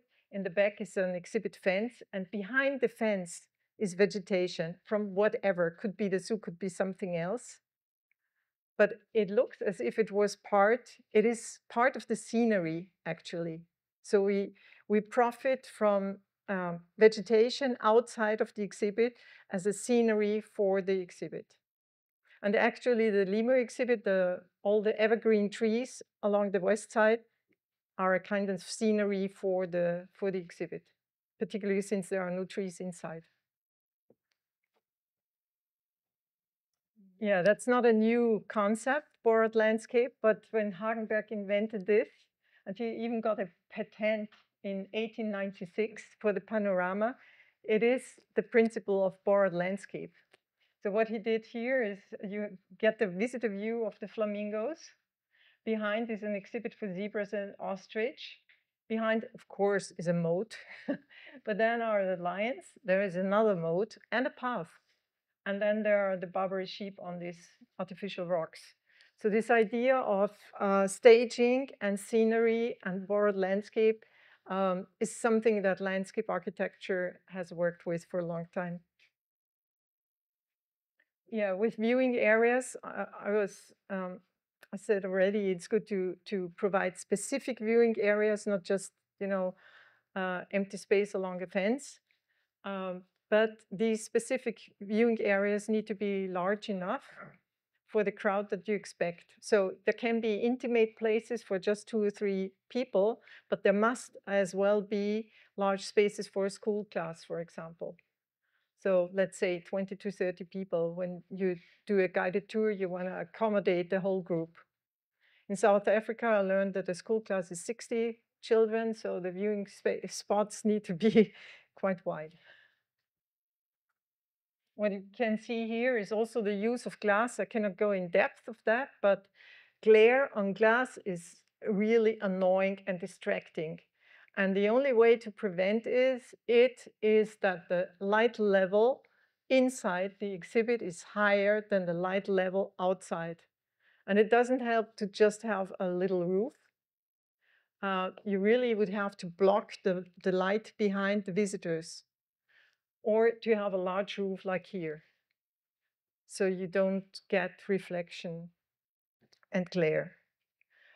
When the space is not as deep as here, like maybe just 2 meters, it's possible to create a kind of tunnel, like a wall along the path and the roof, and people go in, have no glare on the window, and go out on the other side. And that can be used for interpretation as well on the outside. Yeah, distraction by other people. Nothing is as interesting for people as watching other people. And if other people are on the other side of the animals, of the exhibit, people are really distracted. Visitors are really distracted by them. We call this cross viewing, and that's something that I personally don't like at all and try to avoid as much as possible. If it happens somewhere, it could be repaired in most cases by adding vegetation to block the view from one side to the other, which means you also have 2 viewing spots. It's not, I mean, this is also you're kind of selling this viewing spot twice, right? On the left, it's just once. You can see it from two sides, but it's the same space. And on the right, it's not the same space anymore because you cannot see to the other side. Any questions about this or something else? Not so far. Okay, this is an example of cross viewing. I'm taking, somebody else took a picture of me from the other, standing on the other side of the, behind the window. And also animals don't like this. It's for most animals, this is a stress to be surrounded or have people on both sides. So it's not good welfare. It's not good education, or let's say a basis for education because it distracts. Yeah, reducing noise and smell as much as possible because it's also distracting. I'm showing here a picture of an elephant house that amazed me because it was the first and so far, I think, the only time I visited an elephant house with no reverberation. It was just, I mean, it's full of vegetation. It was just the normal noise of the forest and no particular smell except for the floor, mulch. So it was a really nice experience. Particularly with elephants, it's very often not a friendly space. A lot of concrete and echoes and noise. So that's something that zoo design can take care of. Mulch is a is a good topic too. There's an article that I wrote about the use of mulch. There's still a lot of resistance because it needs quite some expertise how to use mulch, how to install it, how to replace it, but it's absolutely worthwhile. It changed so much for the animals, for the atmosphere, for the visitors, everything. Okay, I would like to introduce the concept of content, context, and message, because this is really my thing. This is, you know, I believe in zoos being able to educate people consciously and unconsciously. And we've heard unconsciously, John, right? Is the important part. So, and this is what zoo design is about, because the conscious part is what's on the signs, but the unconscious part is the design around. So content is what the zoo wants to communicate, mostly what's on the signs. Context is the surroundings, everything that the visitor perceives, consciously and unconsciously.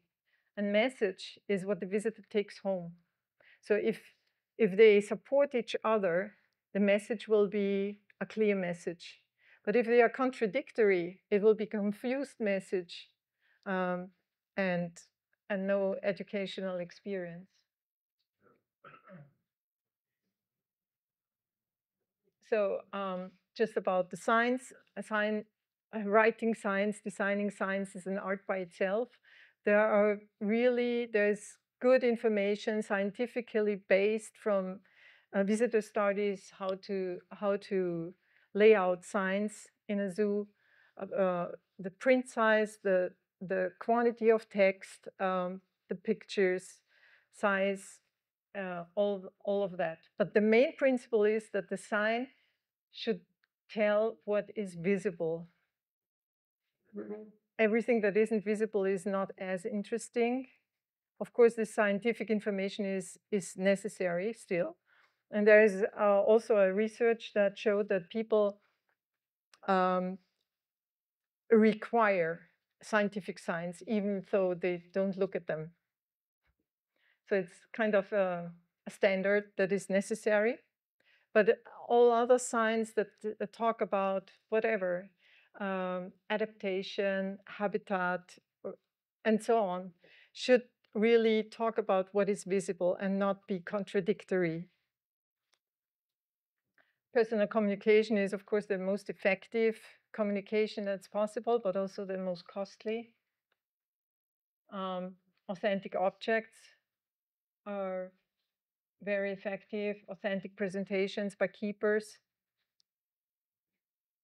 creating curiosity is the incentive to get interested into something. So that's also a design part, to create curiosity. And emotions, yeah, we need to make sure that people will have positive emotions. And there is a saying by Wolfgang Salzer that I really like: an exhibit must always be nice even without animals. So even when the animals are not in the exhibit, it should look nice, it should be enjoyable.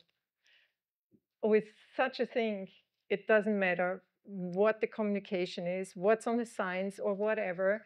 It creates such negative emotions that the whole thing is a waste. Whereas here, that's another guiding principle. It's good to elevate animals, at least to children's eye level. So there is positive emotion here. People can be close to the animals, can see them well. Okay, and there's then something else, the props, enrichment, and whatever. There's a continuous discussion about what is appropriate, what is not appropriate. But we should be aware that the message about a wild animal in the context of a playground equipment is confusing for people, and will associate the animal with pets. So, of course, we can counteract if there is no other way to provide enrichment, or if this was a pet or whatever. We just should be aware that enrichment is part of the whole design and should support the message. Okay, the message about native wild animals is easier to transport because it's easier to, or it's relatively easy to create an exhibit for a native animal with native plants, etc. It's of course much more difficult for exotic animals in the sense that animals that don't live in our climate. So we have to create some indoor exhibit, for example. This is for ring-tailed lemurs at Bronx Zoo, showing a dry forest. So these are the habitats where lemurs are found nowadays. Whereas this is an indoor exhibit at Zoo Zurich, where lemurs can be found in the tropical forest. I think they would, if they can choose, they would prefer this one. But anyway, both are interesting, and it's just a matter of communication. Bronx Zoo has a lot of interpretation about this dry forest. Okay, but most lemurs in our climatic range live indoors and outdoors. And indoors is usually pretty empty, let's say. Changing elevations also helps with creating surprise. It's not just curves horizontally, but also curves vertically that can create surprises. So this is, I think this is my final slide. No, this one. Yeah, talking about raising animals on eye level. And now I would like to go out. Just tell me for how long so that we can set a time when we come back.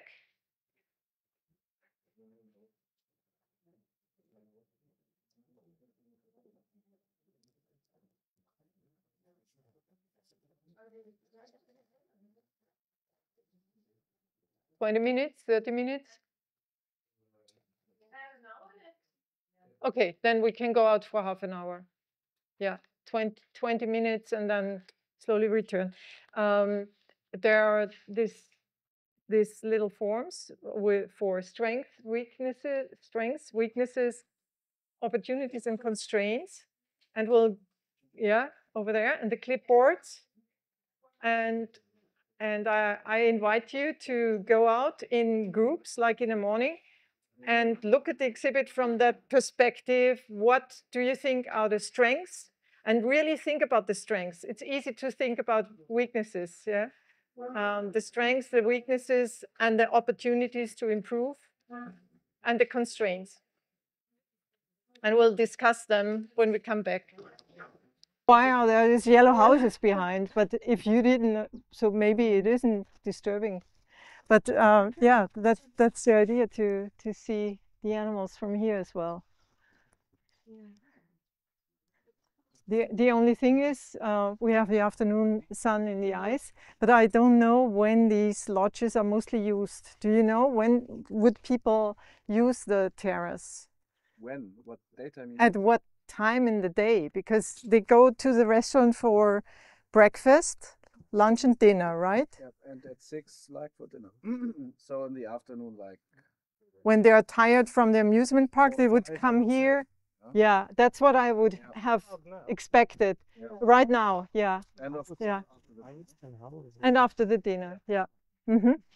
Yeah, which is exactly against the sun.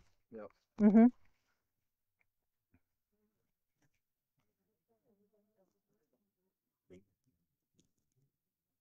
Okay. So we have seen this too, and the hedges as well.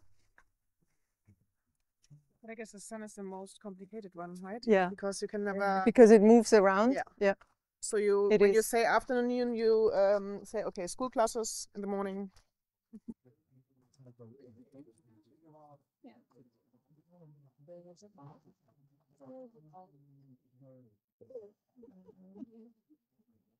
mit dem Führungslimo.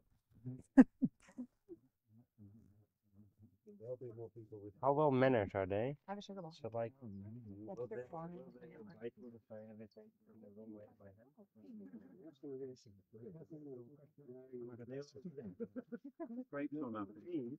We'll start. I don't know. We lost a few people, but they will find their way, I guess.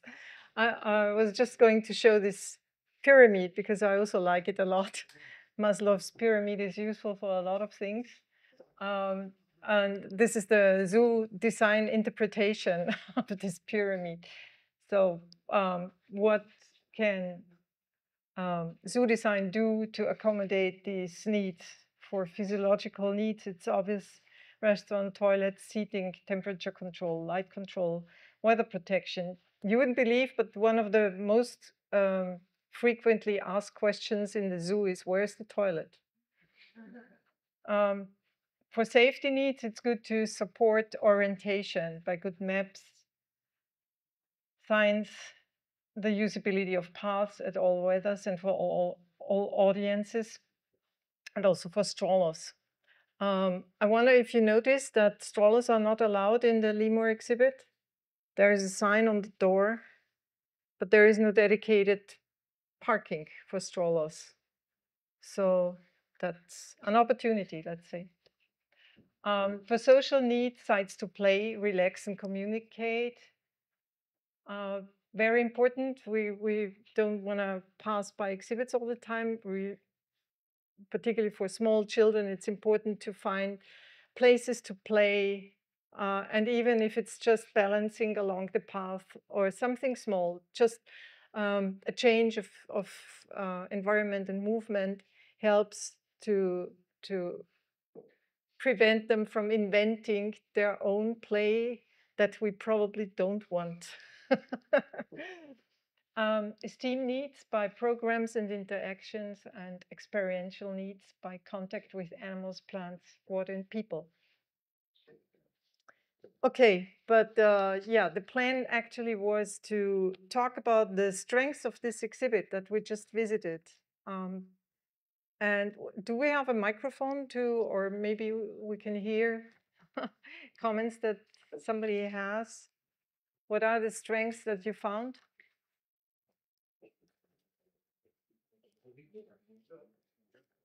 Strengths of this exhibit that you found?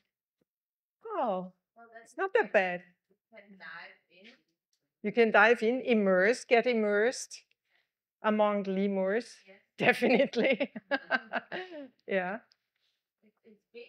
It's huge. It has more than 1,000 square meters, up to 7 meters height. So probably a volume of about 4,000 cubic meter. So really a large usable space. Mm-hmm.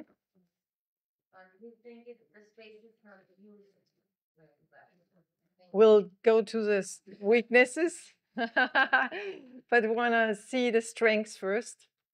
We said that the exposure to the sun is nice for this species that apparently enjoys that. Mm-hmm. Particularly the building is on the north side, so it gets morning and afternoon sun. It gets actually sun all day. So whenever it's cold, they can go in front of the door and see how the weather is. Yeah, the exposition is quite good. What else?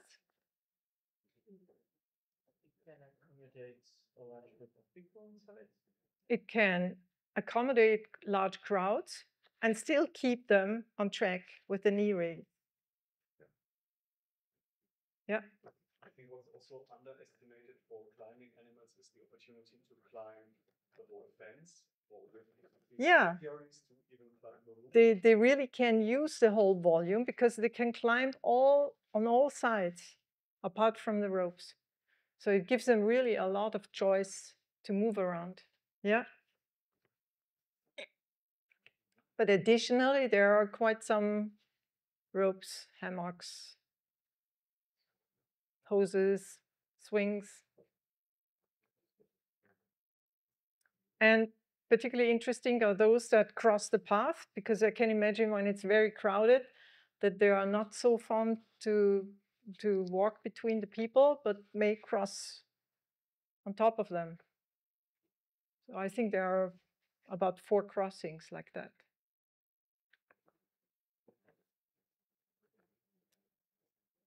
Yeah, what else? The rail is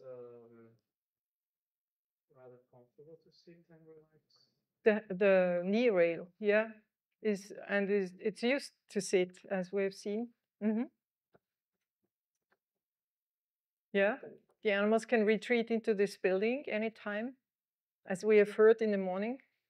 It's only locked when it's too cold, so they have the choice to be in or out.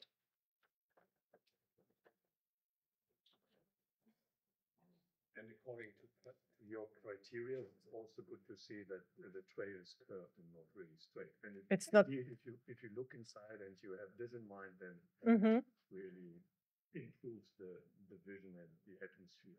Mm-hmm. So when you come in, you don't see the whole thing. Only when you turn, you see to the end. You actually see the whole thing, but it's still a difference if you have a straight trail away or a slightly curved one. It gives it just another dynamic. Mm-hmm. Yeah, there are also viewing spots from outside, which is good for people that cannot or do not want to enter. That's not always the case, but I consider it a design principle. When you have a walk through exhibit, whatever species, it's good to have a viewing point from outside as well. And there are 2. There's one dedicated viewing spot, as we could see with the wood chips at the gate, next to the signs, next to the entrance. And there is another one that doesn't look really planned, I'm not sure, but obviously it's used to approach the fence and look in. And obviously on the other side, there are the lodges with a pretty good view into the enclosure. That was more a point for the weakness, For the lodge, for the people that rent the lodge, it's an asset. Yeah, but where we stood, this room number 21. Imagine you have this room. Yeah. And everybody passes by. You want to sit on your terrace and all the people pass by. Okay, yes, true. It depends on the time of the day, but yeah. Yeah, it's only a strength when there are no people inside. True. Yeah, the evergreen trees on the west side I consider a strength because they really provide shade on this side and a green scenery. And they also block the view between main path and exhibit. If they weren't there, you would have cross viewing all along. So they're really valuable.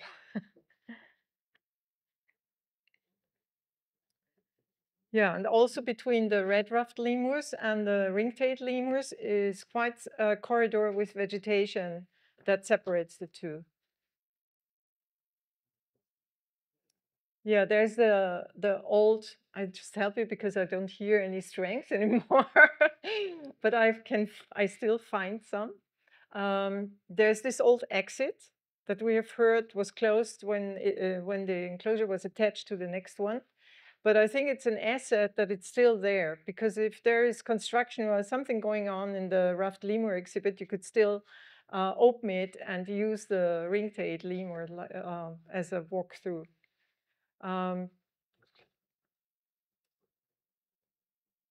Yep.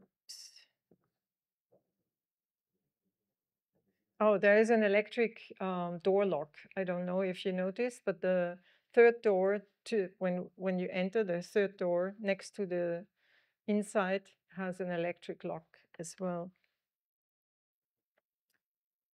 And the steel structure itself looks pretty good. I think it doesn't look heavy. It looks pretty light. And the mesh, even though it's 4x4, looks pretty light. So it's not like some heavy steel structures. It's a light space. It's not obtrusive. I find when I'm inside, I don't think about this structure because it's not in my eyes. Lucky me. Well, but the lodges are in my eyes, so everybody has a different sensitivity for things. And the way it is constructed allows to take out panels because the beams are every 2.5 meters. And then there are the horizontal beams in 2.5 meters. So you could theoretically all around take out mesh and replace it by something else, which is a strength of this structure and an opportunity as well. Yeah, and the signage, I don't know if you looked at the signage in front of the entrance. I mean, when you were there, you want to go in, so maybe. But I took my time and looked at these books and the big sign, and the sign is quite colorful and nice. Yes, but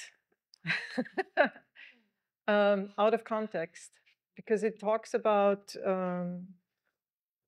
release, EP, it talks about EP programs. And no, EASA in situ programs in general, and the panel is about orangs and rhinos. So theoretically, it could be anywhere in the park. And this is probably the location where people would ignore it most, because there's the viewing spot to the inside and there's the entrance. And since there is no stroller parking, there would be an opportunity here. But that's an opportunity already. So how about the weaknesses?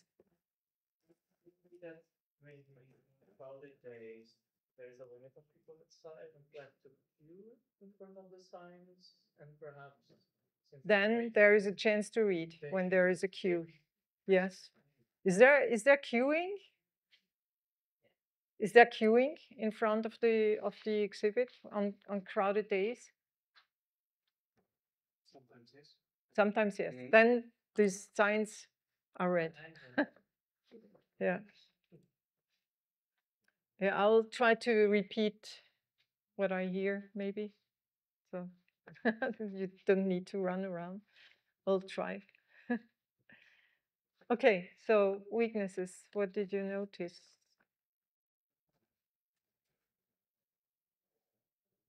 You were saying that the volume is much larger than probably needed. Well, I wouldn't say larger than needed. It's just not used. Not used. That was the word. Not used. Right.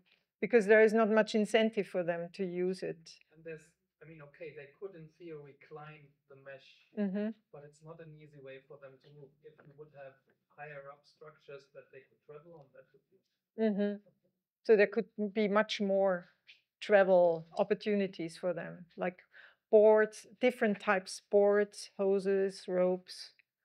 Yeah. I think the enclosure could have more visual barriers.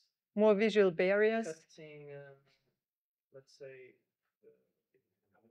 bushes or something. Yeah. But cutting the view between different parts of the enclosure. Yes. So the animals could choose to retreat from each other, or even from people.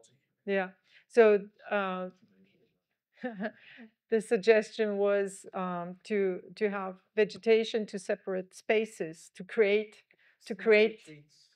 separate spaces within the enclosure, which I think would also make it more interesting for people, because it's a plate exhibit. At the moment, it's a plate, right? You go in and you see everything. Yes, I mean, as a visitor, I often enjoy having to find the animals and look after them. Right. Than having just them there. Yeah. I know this is not the standard for the average zoo visitor, but I find it fun. Yeah, yeah. There's that's a difficulty in balancing, and we've heard that when it's hot, that the animals like to stay under the crown of the tree on the north side, and people don't really see them up there. But I think it's their good right to be there, and it's our duty to explain to visitors where they are. I mean, there are a lot of options to draw attention to certain points. You can have an arrow, you can have whatever kind of viewing support to direct the view to the preferred spaces. So I think even if there were more spaces, more separate spaces within the enclosure, the animals would have their preferred spots, also depending on what's offered it there. gives them more choices. It gives them more choices, particularly if there is more offered. If the food is obviously mostly close to the building, but if it was distributed, and if it was browse, that doesn't disappear immediately, I think it may look more interesting and keep the animals busier at certain points that can be in the view of the visitors. Okay, what else? And you can tell about opportunities at the same time. I didn't see any science information. Science? About cattle in general. There is. Is there? Okay, is there any sign? Yes, there is a little species identification sign, as they are everywhere. It's a standard identification sign, but I must admit that I wasn't aware of it after my first visit, and only on my second visit I found it halfway through the enclosure next to the path. But it's a small sign in a huge space. It's yeah, halfway. Halfway what? Inside? Through inside, okay. Next to the path inside. Yeah. So yeah, there could be 2 or 3 of them in this big space. Yeah, or something additional information on adaptations, maybe because they can climb well in this space. I also kind of missed a way for them to enter their house without having to cross where people are walking. So maybe that they could also come out up higher or something like that. Right. Yeah. And then a bit more vegetation. I like when you talked about borrowed vegetation, I would have to look in there and see where we still need sun, but some large bushes to kind of make the huts less visible, but not like tall stuff, but because they also disturb me a bit, the huts, and made some, this cross viewing, there was a lot of places where people would be able to see each other depending on if they were on one side or the other on the, what was interesting to see is that all the bushes on the side of the lodges are the same height, about this, because this is for gardeners the working height, and you can find this everywhere. I mean, again and again, you know, this is something I notice again and again, that this is the height that the bushes have. And this is the most useless height, actually. It's the easiest height for the gardeners, but it's the most useless height because a child in a stroller cannot see. So either 60 centimeters, that's the height for wheelchairs and strollers, or close the view. So either open the view down to 60 centimeters or close the view up to at least 2 meters. But in between is like, what's the purpose? I also think a bit more vegetation in the enclosure would also increase the effect of immersion. Yeah, and beautify. Yeah, it's not easy to establish vegetation with lemurs. It's easier to bring lemurs into a space where you have already big trees, but it's feasible with certain species that they don't prefer, particularly when you offer browse that is more tasty. I was really impressed when I visited Disney's Animal Kingdom and their horticulture department somewhere behind, huge. And what they do, they harvest in the morning and put it into containers and distribute it during the day. And that's why their enclosures are so green, because what they feed is better than what they have in the enclosures. So that's a bit of a trick, but also good enrichment, because it's, yeah, they work long on browse. Okay, what else do we have? Yeah, you mentioned this access to the house. I was also worried about that because it's not very safe when you can put your hand into this. And I also think the first aid would be to have a tunnel up and an exit higher up through the mesh. Yeah. But also, since this is the preferred spot of the lemurs in front of the house, because this is the first spot that gets warm, there is not enough space to sit. There should be a board where they can all sit and sunbath, right? And then this should, ideally, this should be on visitors' viewing height. They wouldn't mind. But then you would have to get people away. So at the moment, I see a big conflict between the exit, the animal exit from the house or entrance to the house, and the visitor entrance to the exhibit. And I mean, this is what I would do firsthand, switch the gate and the entrance system. Because the gate can be next to the house, doesn't matter. And then there would be a knee rail, and then there would be the double door entrance.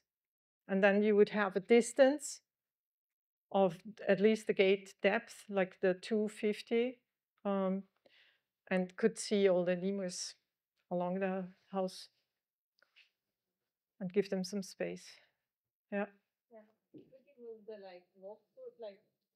Would you still get the feeling of being immersed if you move the walkthrough to like more to one side?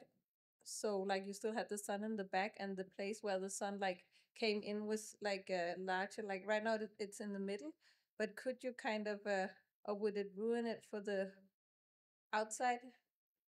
No, I think it's an interesting idea. I mean, this is 20 meters deep. So normally this is really deep. And if there was vegetation on both sides, I wouldn't mind the path in the middle. But if it was an aviary with birds, I absolutely would suggest on one side, because it's very disturbing for the birds to have the path in the middle. But these lemurs don't mind. What's also wrong with the sun that we talked about? Like it came in, so it was nicer to see them on the hot side, where the viewing was not so nice because of the hot. Yeah. But, yeah.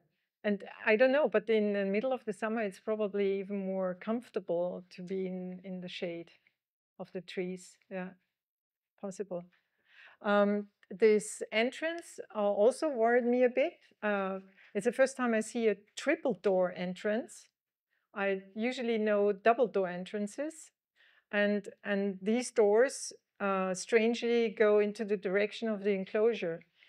Usually, no, they come out. That's unusual.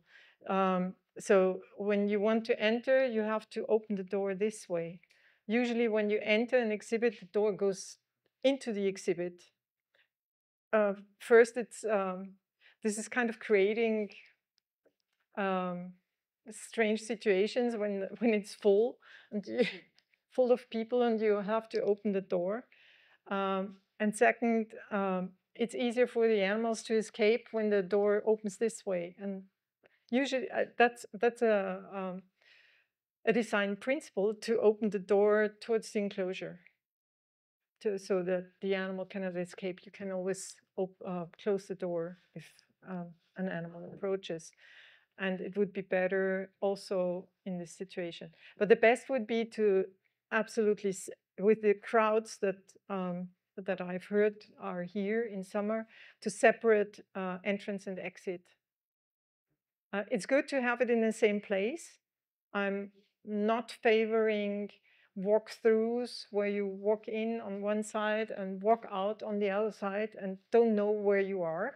I mean, here it's easy because there is a lake, there is a path. You walk in next to the lake, you come out next to the lake. So orientation is not too difficult. But there are places where it's really difficult when you come out and you have no clue where you are. And also for management, it's easier when it's in one place. You let people in on one side, walk around and out on the other side, but you have one facility for these doors. Then the orientation is easier. So that's something I would change also, because there is no dedicated walking direction. So people can enter from either side or go out from either side, right? So I guess they will go in and out at the building, yeah. And that makes it even more difficult with the doors. Yeah. What else?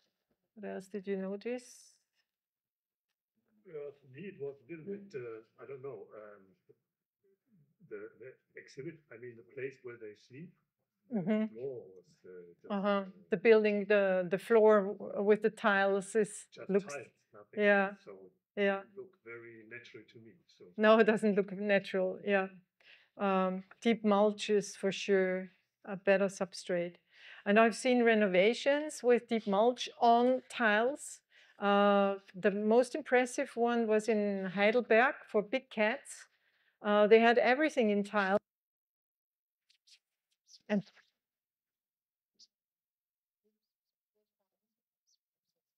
what to the Michael? Oh, okay.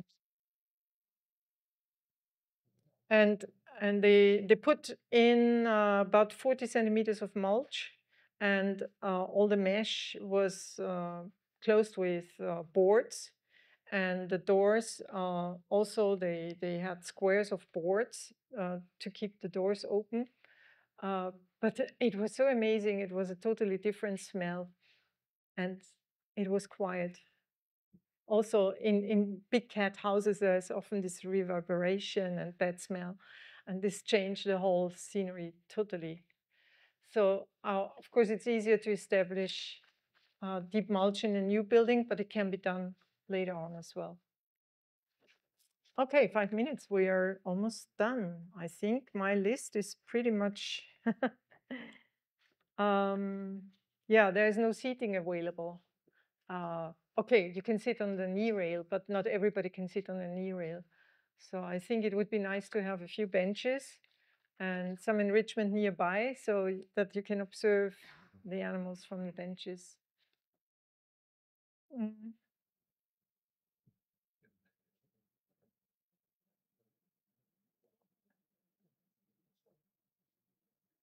might be a practical question. I mean, if you have a lot of, if you really have a crowd going through you probably don't want them to sit down on a bench for too long. It shouldn't be on the path, but why not? Why not? If there is a separate space where you can sit down. Prevent queues, I don't know. If there is a policy behind it, that would be the question. I mean, people will stop anyway to see the lemurs. I don't think if it's next to the path that it would be a problem. It's rather... Okay. Yeah, and it's all flat, so creating separate spaces could also mean a little more topography. Because if it's difficult to plant trees, you still can create spaces by creating dams, hills, and bushes, and still have screens and separation. Yeah, it's not transforming the enclosure into a jungle, but adding a big wall. Yeah. Okay, and then for the building, most buildings have indoor views as well. This one doesn't. This one has only glass block windows. So I was asking about ventilation, and there's a mechanical ventilation.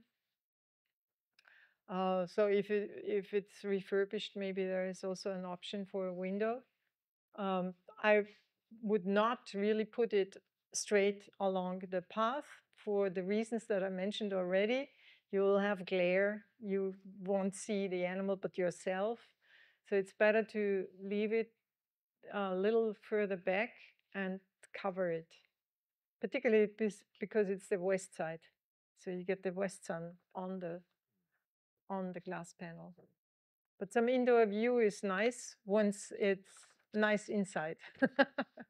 You probably don't want to show it right now. Okay.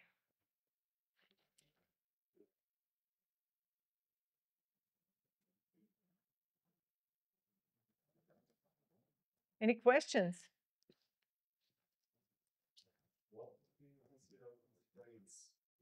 Constraints in this context.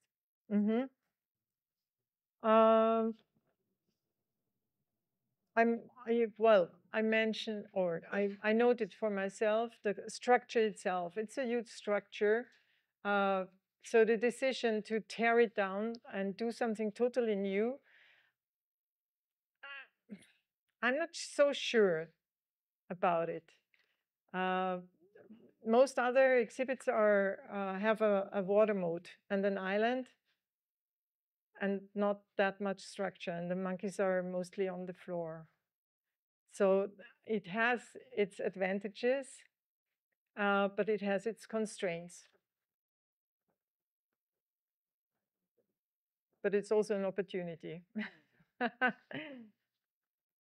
The lodges for me, the lodges are a constraint. Because on one side, of course, they are there to be sold with the view of the lemurs. On the other side, to me, it's not so nice as a view, but it's a constraint because they are there and they have to be considered. So even if the bushes vary in the height, I mean, that would be an improvement, but you have to keep open the view from each individual lodge so that people can look in. Yeah, and another constraint are the lemurs themselves that are not easy with plants. So there are constraints regarding planting. You need quite some imagination and education. There is a really good website, ZooPlantsNet, all for free, where you can look for plants and how compatible they are with animals. But it's mostly about which plants can be used for browse, but both information is useful because those plants that are good browse for lemurs can help to distract them from the trees that you plant that they don't like that much. Yeah, so that's like a more massive planting structure. Like for example, you can if you have to cut down a really big tree, then you can just put it in there because it would make more yeah, more bigger structure because there are many ropes, the but they are all proportion. small things. But would you have Yeah, like a really big something tree? massive. Yeah, and for I a was change. also thinking we were talking about the ground because there's only like this high grass. Yeah, but you could also have like a meadow. yeah, but yeah, higher grass Yeah. and smaller grass. You could also have Herbs. mulch outside, And so that you herbs. have more different ground Variation. structure. Yes. Monotonous. Yeah, it is. It's monotonous just having a lawn. Yeah. So, okay, as a landscape architect, I'm happy to close this session with a promotion of planting, landscaping, landscape architecture, and really recommend that website, ZooPlantsNet. Thank you for participating. I hope it was fun. At least, I mean, we saw the lemurs. And I hope you got a taste of zoo design.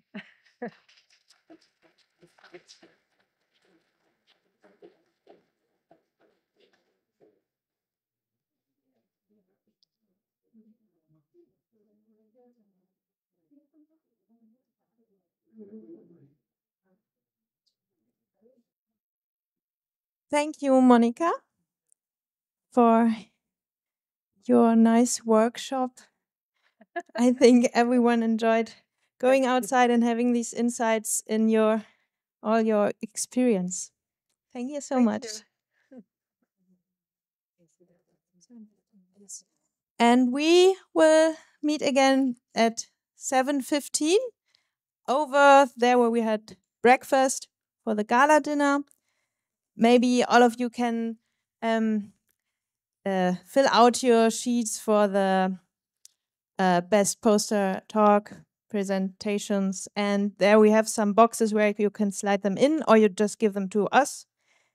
And also have a look during the night at the silent auction items. Maybe you want something, and then you also have in your bags the sheets for that.